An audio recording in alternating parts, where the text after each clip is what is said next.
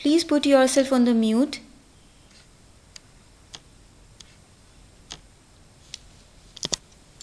All right. So today I am going to take up a class on English idioms. आप लोगों की vocab की जो recorded videos हैं वो मैं आपको कोशिश करूँगी अवेलेबल करवा दूँ जैसे रिकॉर्डर फिक्स होता है. और इसी सीरीज़ में मैं आज ईडियम्स ले रही हूँ. मैंने देखा कि आप लोग ग्रुप में डिस्कस भी कर रहे हैं ईडियम्स एंड प्रोवर्ब्स. तो ये जो है ईडियम्स एंड प्रोवर्ब्स ये एक ऐसा टॉपिक है जिसमें आपको जितनी ज़्यादा नॉलेज होगी उतना ही आप अच्छा कर पाएंगे. तो मैंने कंपैटिटिव एग्ज़ाम से कुछ बहुत इंपॉर्टेंट ईडियम्स आज कलेक्ट किए हुए हैं और वो हम एग्ज़ाम में जिस तरीके से पूछे जाते हैं उसी फॉर्म में आज प्रैक्टिस करेंगे. ठीक है. तो सबसे पहले मैं सिर्फ एक बेसिक अंडरस्टैंडिंग देने के लिए ये बता रही हूँ कि ईडियम क्या होते हैं. ईडियम भी फ्रेजेस होते हैं. फ्रेज़ क्या होते हैं? ग्रुप ऑफ वर्ड्स होते हैं. ठीक है. बट ये वो फ्रेजेस होते हैं जिनकी मीनिंग आप जो वर्ड्स फ्रेज में यूज़ हुए उनसे डिड्यूस नहीं कर सकते. डिड्यूस का करने का मतलब है गैस कर पाना. ठीक है. तो ईडियम की जो मीनिंग होती है ना वो लिटरल मीनिंग नहीं होती है, वो फिगरेटिव मीनिंग होती है. ठीक है. और इसीलिए कभी भी एक सेंटेंस पढ़ के या एक कॉन्टेक्स्ट देख करके आप ईडियम का मीनिंग गैस ही नहीं कर सकते. अगर पता होगा, जानकारी होगी कि what does that idiom mean, तभी वो क्वेश्चन एग्ज़ाम में कर पाओगे. इसीलिए मैं लास्ट में बताऊंगी कि कैसे ईडियम प्रिपेयर करना है. ठीक है. तो अभी बस इतना जान लीजिए कि ईडियम क्या है. ग्रुप ऑफ वर्ड्स हैं बट ईडियम की मीनिंग लिटरल नहीं होती है. यानी कि जो words which are making up idiom उनसे आप कभी भी मीनिंग डिड्यूस नहीं कर सकते हो, गैस नहीं कर सकते हो. एक एग्जाम्पल के लिए मैंने यहाँ पर ये एक ईडियम लिया है.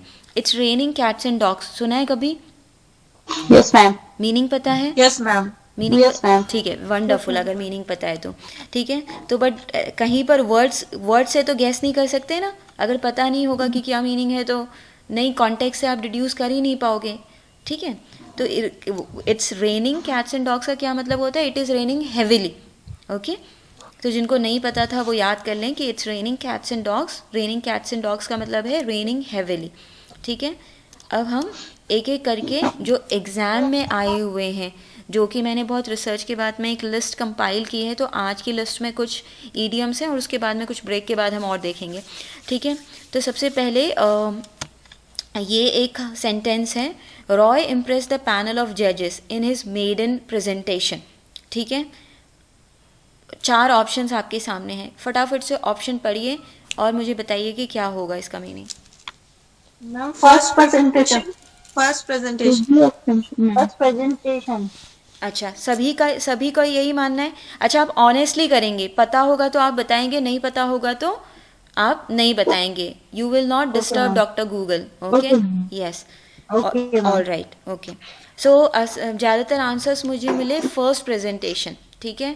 Which is the right answer. Maiden presentation का मतलब होता है फर्स्ट. तो यहाँ पर चाहे मेडन स्पीच हो, मेडन क्लास हो, मेडन एग्जाम, जो भी हो, मेडन मीन्स फर्स्ट. ठीक है. Very good. तो इस पर टाइम वेस्ट नहीं करेंगे. नेक्स्ट है work hard team. I don't want you to cut a sorry figure in front of the board members. You have 4 options displaying in front of you.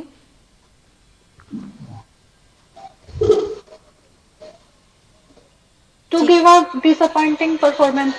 अच्छा. Yes ma'am. Option B. Option B. अच्छा. Ma'am, अच्छा. I don't know, but I only. You're making a guess. You're making Yes, a. ma'am. Okay. Cut a sorry figure. Why not to fail miserably? What's wrong with that? ठीक है. Anyway let me explain. ठीक है. जिसने guess भी किया है या जिसको पता भी था, बॉटम लाइन ये है कि आंसर सही निकलना चाहिए और आंसर आप लोगों का सही है. ऑप्शन बी ही इसका राइट आंसर है. ठीक है. Okay ma'am. हाँ. तो जब आप बोलते हैं कट अ सॉरी फिगर, देखो एक फ्रेज होता है कट अ फिगर. ठीक है. उसमें आप 2 वर्ड लगा सकते हो. या तो आप लगा सकते हो कट अ गुड फिगर. ठीक है. और एक आप लगा सकते हो कट अ सॉरी फिगर.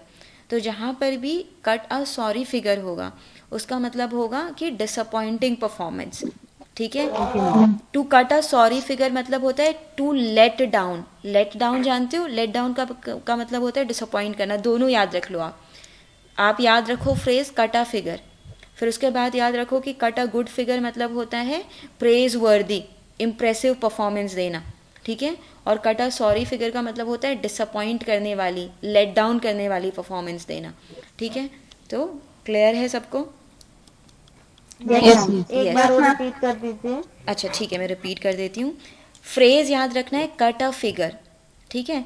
उसमें आप दो वर्ड लगा सकते हो, एक है गुड, सॉरी। ठीक है, तो हमारा फ्रेज बन जाएगा कट अ गुड फिगर। जब cut a good figure idiom होगा, उसका मतलब होगा इम्प्रेसिव, प्रेज वर्दी परफॉर्मेंस देना, ठीक है। और अगर सॉरी लगाते हो तो बन जाएगा phrase cut a sorry figure, और कट अ सॉरी फिगर का मतलब है डिसअपॉइंटिंग, ठीक है, लेट डाउन करने वाली परफॉर्मेंस देना, ठीक है। अब सबको क्लियर हो गया? Yes, ma'am. Okay, Yes, ma'am. Yes, ma'am. Let's move on to the Yes, next, ma'am. Let's move on to the next idiom, ठीक है। यहाँ पर ये मैंने अंडरलाइन नहीं किया, आपका ईडियम है मेक अ क्लीन ब्रेस्ट, ठीक है। The gardener made a clean breast of his mistakes upon being confronted, ठीक है। कोई ज्वाइन करने की कोशिश कर रहा है? Let me admit the student.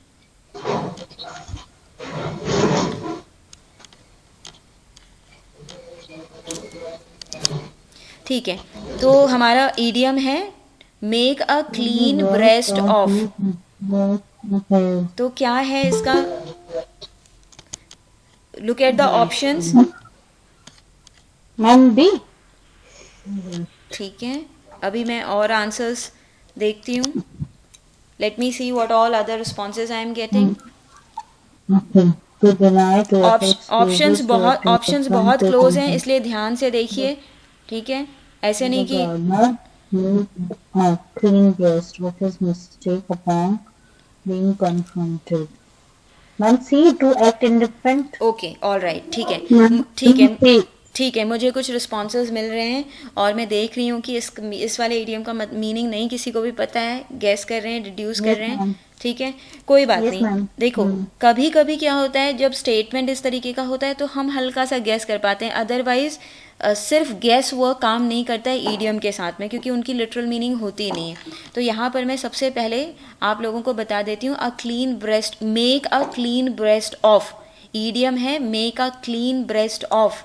इसका क्या मीनिंग होता है? इसका मीनिंग होता है कि मेक अ क्लीन ब्रेस्ट का मतलब होता है कन्फेस करना, ठीक है। अपनी गलती को, कोई कुछ किया है उसको कन्फेस कर लेना ऑनेस्टली, बिना वो एक्सक्यूजेस दिए, उसको बोलते हैं make a clean breast of, means to confess once evil doing, once mistakes, ठीक है। तो यहाँ पर क्या है, the gardener made a clean breast of his mistakes upon being confronted. तो जब उसको कन्फ्रंट किया, कन्फ्रंट करने का मतलब क्या होता है? किसी से डायरेक्टली किसी चीज़ के बारे में पूछना, ठीक है। तो कन्फ्रंट जब किया तो गार्डनर ने क्या किया? गार्डनर ने अपनी मिस्टेक को कन्फेस कर लिया without giving any excuse, honestly, ठीक है। तो right answer here will be option D, okay. Answer क्या? टू कन्फेस, हाँ। बट ये वो वाला कन्फेशन नहीं है जो चर्च में जाके किया जाता है। यहाँ पर कन्फेस का मतलब होता है कि कोई गलती को अपनी मान लेना, ठीक है, हाँ, एक्सेप्ट कर लेना that you have committed a mistake और you have done something wrong, right. तो हाँ, अब let's move on to the next one. Look at this sentence and you have 4 options, okay, ठीक है। यहाँ पर सबसे पहले let me read out this sentence to you. He made the फॉपा of referring to east Indian states as part of China, ठीक है। इसका प्रोनाउंसिएशन होता है फॉपा, एक्स की प्रोनाउंसिएशन नहीं होती है, फॉपा है ये, ठीक है। तो फॉपा, ठीक है। आप अभी आप मैं सुन रही हूँ ऑप्शंस क्या क्या आप आंसर दे रहे हैं, क्या आपको सही लग रहा है? अच्छा, कोई है जिसको पहले से पता था इसका मीनिंग, स्टडी किया था किसी एग्जाम में, कंपेटिटिव एग्जाम में आया था या प्रैक्टिस? मैंने ये वर्ड अभी पढ़ा था कुछ दिन पहले, पर एग्जैक्ट मीनिंग में इसका रिकॉल कर पा रही हूँ। अच्छा, कोई बात नहीं, ठीक है। ये फॉपा बहुत यूज होता है, अगर आप सोशल मीडिया पे देखोगे या स्पेशली आप फैशनेबल पेज 3 पीपल या फैशनेबल सर्कल बॉलीवुड हॉलीवुड में देखोगे तो फॉपा यूज़ होता है बहुत। फॉपा यूजुअली आपने यूज़ होता हुआ सुना होगा कि फैशन डिज़ास्टर के सेंस में, कि व्हाट शी Okay, वोर ma'am. वाज अ फॉपा, है ना। तो Okay, ma'am. यहाँ पर मैं बता Okay. देती हूँ फॉपा का मतलब क्या होता है। फॉपा का मतलब होता है सोशल ब्लेंडर, ऑप्शन ए, ठीक है। कोई चीज़ जो सोशली अनएक्सेप्टेबल है, ठीक है, जो सोसाइटी में बोले जाने के या यूज़ किए जाने के लिए इनअप्रोप्रिएट है, ठीक है, इम्पोलाइट है, जो सोशली इम्पोलाइट है, वो जो होगा वो फॉपा होगा, ठीक है। तो यहाँ पर बाकी ऑप्शन, सेक्रिलेज, सेक्रिलेज का क्या मतलब होता है, ये नया वर्ड है इसलिए इसको वोकैब का पार्ट बना करके मैं एक्सप्लेन कर देती हूँ इसको। सेक्रिलेज का मतलब होता है जब आप किसी रिलीजियस चीज़ का, ठीक है, आप उसको इंसल्ट करते हैं, ठीक है, तो उसको हम सेक्रिलेज बोलते हैं। किसी रिलीजियस चीज़ को इंसल्ट करना, डिसरिस्पेक्ट करना, वो उसके लिए एक वर्ड है इंग्लिश में सेक्रिलेज, ठीक है। तो जैसे गॉड गॉडेसेस की पिक्चर्स को गलत तरीके से डिपिक्ट करना, आज आप देखते हैं कि टी शर्ट पे बना दी या अंडर गारमेंट्स पे बना दिया, तो वो सेक्रिलेज मानते हैं उसको बहुत सारे लोग, ठीक है। सेक्रिलेज का मतलब है रिलीजियस चीज़ का, रिलीजियस सिंबल का, रिलीजियस बुक को डिसरिस्पेक्ट या इंसल्ट करना। फिर फॉपा, यस, A kind of ईशनिंदा, सॉरी, ईशनिंदा बोलते हैं जैसे, नहीं मैं नहीं समझ पा रही इसी हूँ। टाइप, अ काइंड ऑफ, जैसे ये ईशनिंदा जैसे बोलते हैं नहीं कि पाकिस्तान में बोलते हैं कि ये कर दिया वो कर दिया, उनको मतलब बिहेटेड कर दिया, इस वजह से ईशनिंदा के लिए। अश्लीलता, या फिर नहीं नहीं, अश्लीलता जो है नहीं, अनु, ईश अश्लीलता नहीं मैम, ईश निंदा, ईश्वर की निंदा। अच्छा, इसका हाँ हिंदी हाँ का हाँ word है। हाँ, राइट राइट राइट, हाँ, हिंदी ईश्वर, word। यस यस, ईश्वर की निंदा, ठीक है। या फिर कोई भी चीज़ जिसका रिलीजियस मीनिंग है, जैसे कि हम भागवत गीता हो गई हिंदूज के लिए टेक्स्ट हो गया, या कोई और रिलीजन ले तो उनका कोई रिलीजियस जैसे टेक्स्ट, अभी पंजाब में हुआ था वो, क्या बोलते हैं उसे, जो बुर्का, अ, किसी, अच्छा किसी, हिजाब का चल रहा है गुरुद्वारे में ना, हाँ हाँ, डिफरेंट साइड का राइट राइट, ठीक है। तो वो हुआ था मुस्लिम्स जो। के लिए क्या है, वो उसको रिलीजन के साथ अपने एसोसिएट करते हैं हिजाब को। Yes, ma'am. तो अगर उसके बारे में कहा जा रहा है कि वो बहुत वो है, प्रोग्रेसिव चीज़ नहीं है विमेन के लिए, नहीं, तो वो yes, इसको ma'am. सेक्रिलेज समझ रहे हैं, और इसलिए आपको इतना वायलेंस देखने को सुनने में मिल रहा है यस वर्ड्स मैम, में। मैं हाँ, कर्नाटक में तो बहुत हूँ। हाँ, मैं एक और बार बता रही हूँ, बहुत ध्यान से सुनिए। सिर्फ कोई भी रिलीजियस चीज़ का डिसरिस्पेक्ट या इंसल्ट करना वो सेक्रिलेज कहलाता है। वो गॉड गॉडेसेस हो सकते हैं, वो सेक्रेड बुक्स हो सकती हैं, वो कोई रिलीजियस सिंबल हो सकता है, ठीक है, ओके मैम। यस। उसके बाद में फॉपा को, अब जैसे आप ज़्यादातर फैशन के सेंस में सुनते हैं कि the dress she was wearing was a फॉपा, तो ये मत मतलब समझ लेना कि ये फैशनेबल चीज़ के सेंस में यूज होता नहीं।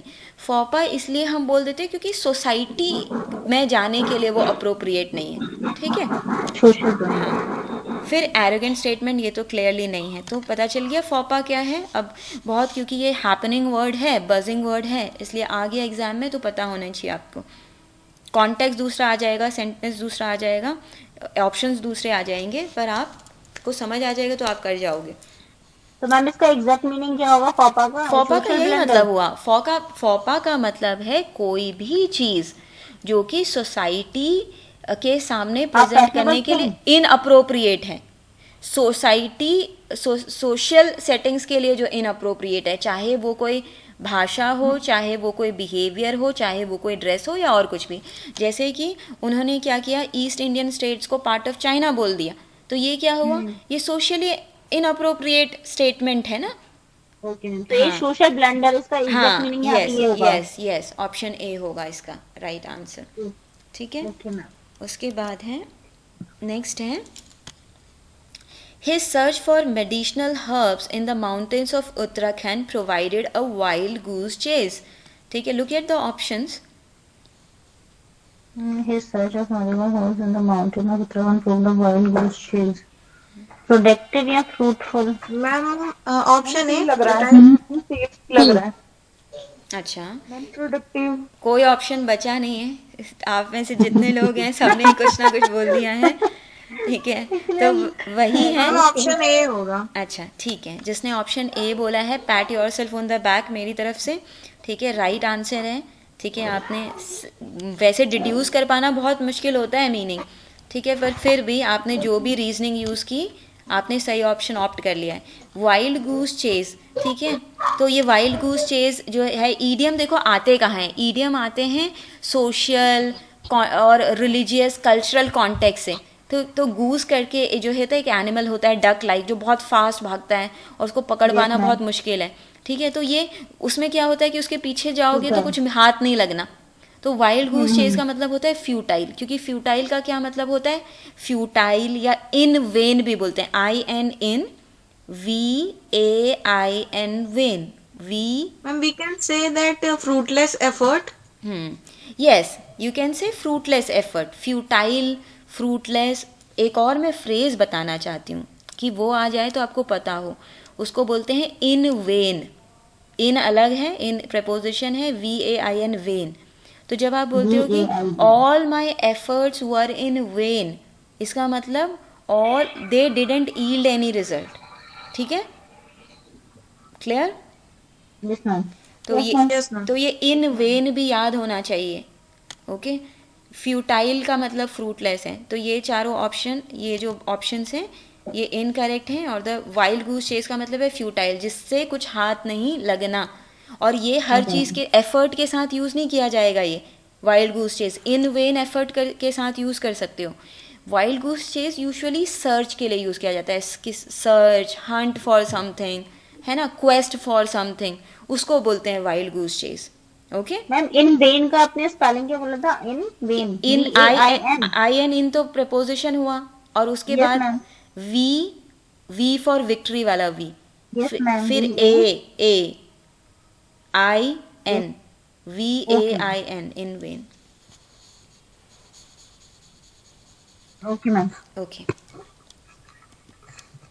नेक्स्ट है a trip to Switzerland cost me an arm and a leg. ठीक है, तो look at the options, any option can be correct option. So look, quite expensive. Quite expensive, ma'am. Okay okay, ma'am Switzerland की cost है तो हाँ देख, हाँ आप यस ठीक गैस कर रहे हैं, एग्जाम में भी करिएगा, बट कभी कभी Yes, क्या ma'am.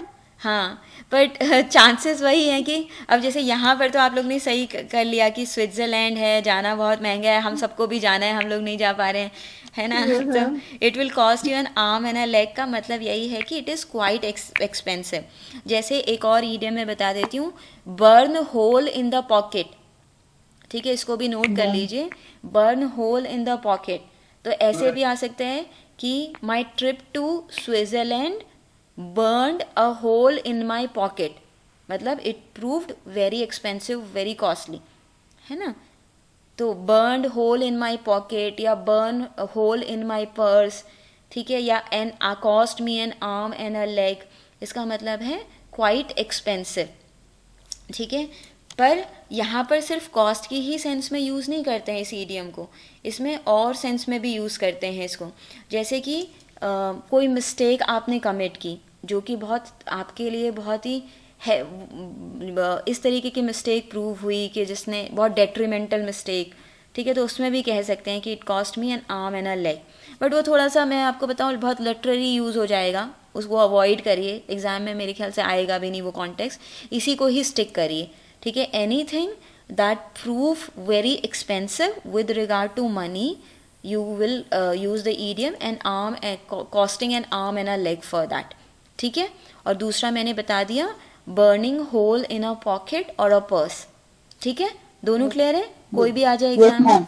ठीक है, नेक्स्ट है yes, I do not want to play second fiddle in business any more. Look at the options, किसी को पता है या पहली बार ही सुन रहे हैं, ये भी बहुत इंपॉर्टेंट है, बहुत बार आता है। Ma'am, first one. I do not want to play second fiddle in business anymore. D? Okay, good good, जिन्होंने सही गैस कर लिया ऑप्शन बी, क्योंकि सेकंड है ना, not first. First is primary, second is secondary, secondary मतलब supportive, है ना। तो यहाँ पर है सपोर्टिव रोल, ओके तो जैसे बोलते हैं ना कि दैट कि इस डील में I am always playing a second fiddle, और किसी रिलेशन में you are always playing a second fiddle, मतलब आपका इम्पोर्टेंस कम है, ठीक है, तो उसको बोलते हैं सेकेंड फिडल प्ले करना। ओके तो सेकेंड फिडल का हमेशा याद रखना कि इम्पोर्टेंस में कम, सेकेंडरी इन नेचर, तो वहाँ पर हम सेकेंड फिडल बोल सकते हैं। ठीक है, एग्ज़ाम में कोई भी तरीके से सेंटेंस फ्रेम किया आए, आप जो है ऑप्शन सही ऑप्ट करिएगा। ठीक है, अब क्या होता है कभी कभी ऑप्शंस बहुत क्लोज होते हैं, ठीक है, तो वहाँ पर भी थोड़ा सा दिमाग लगाइएगा, क्योंकि मान लेते हैं कि एक दे दिया सपोर्टिव, एक दे दिया लेस इन इम्पॉर्टेंस, तो आप क्या करोगे, आप सपोर्टिव पिक करोगे, क्योंकि नेसेसरली लेस इन इम्पॉर्टेंस नहीं है। देखो सपोर्टिव बोल दिया तो ऑब्वियसली मेन रोल से तो कम होगा, तो ये इंक्लूसिव है उस मीनिंग की, जबकि जब आप बोलते हो लेस इन इम्पॉर्टेंस तो सपोर्टिव वाला कनोटेशन उभर के नहीं आती है। इसलिए कभी कभी जब दो बहुत कंफ्यूजिंग ऑप्शंस होते हैं तो जो बिगर ऑप्शन है जो कि और मीनिंग को इनकम्पास कर ले रहा है उस ऑप्शन के साथ जाइएगा। ठीक है, यस मैम। ओके फिर है ये, she stood by me through thick and thin.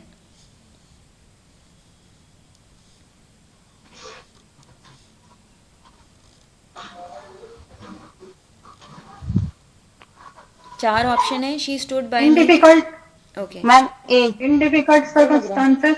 Ma'am okay, A, in difficult circumstances. are you pretty sure? What about other No ma'am. Okay, No ma'am. look through the other options as well. Okay ma'am. Through thick and I'm thin. sure. Written by me through thick Do you and want to thin. switch the answer? Switch the right option? No ma'am. Okay, you want to stick with that? Yes ma'am. Okay, ठीक है, let me give you the right answer. The right answer is option A.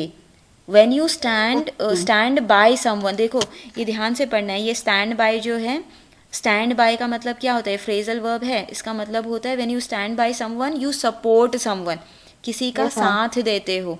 ठीक है, through thick and thin, through thick and thin का मतलब होता है difficult circumstances में, hardships of life में।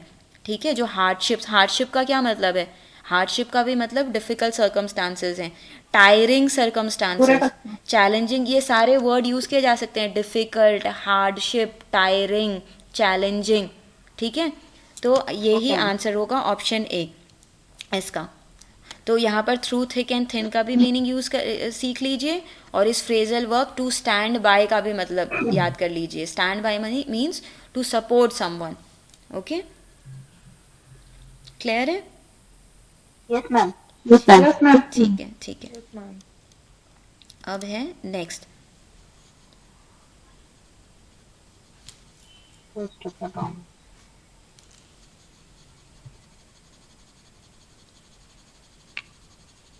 How much like person by me? Ma'am A. अच्छा ये person है ma'am. Yes ma'am. अच्छा, Toast ma'am, toast सभी को पसंद होता है ना? हाँ ठीक है, ठीक है, good that you people are guessing and you know even though you are not familiar with the meaning of the idioms you are able to you know get to the right option, so that is praiseworthy. ठीक है, जिनने जिनने A बोला, ठीक है, you all have opted for the right option. अब मुझे लगता है कि आप लोगों को मुझे और क्लोज ऑप्शन देने पड़ेंगे, आपके लिए बड़ा केक वॉक हो जा रहा है।